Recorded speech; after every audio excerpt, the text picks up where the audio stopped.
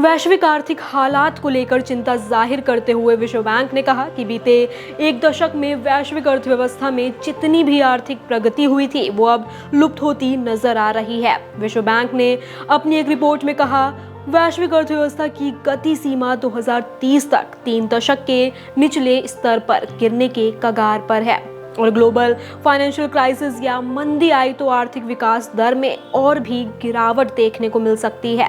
World bank ने falling long term growth prospects expectations and policies शीर्षक वाली एक रिपोर्ट में जारी की है, जिसमें ये बातें लिखी हैं। वर्ल्ड बैंक ने कहा कि बीते एक दशक में ग्लोबल इकोनॉमी में जो भी कुछ हासिल किया वो सब गंवाने के कगार पर है और बीता एक दशक लास्ट डिकेड साबित होने जा रहा है। रिपोर्ट में कहा गया है कि 2030 तक दुनिया की आर्थिक विकास दर की स्पीड लिमिट 3 दशकों के निचले स्तर तक गिर सकती है। रिपोर्ट में कहा गया है कि कोविड के आने के पहले से ही बीते एक दशक में प्रोडक्टिविटी के मामले में वैश्विक स्लोडाउन के संकेत मिलने लगे थे। इससे लंबी अवधि में आर्थिक विकास को लेकर चिंताएं बढ़ने लगी थीं। रिपोर्ट में कहा गया है कि इन्वेस्टमेंट ग्रोथ कमजोर हुआ है, वैश्विक श्रम शक्ति सुस्त रूप से आगे बढ़ रही है।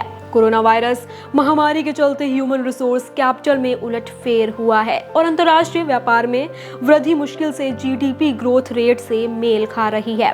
रिपोर्ट में यह भी लिखा है कि इसका परिणाम ये हुआ है कि बीते एक दशक न केवल कुछ देशों या क्षेत्रों के लिए बल्कि पूरी दुनिया के लिए खोया हुआ दशक साबित हो सकता है।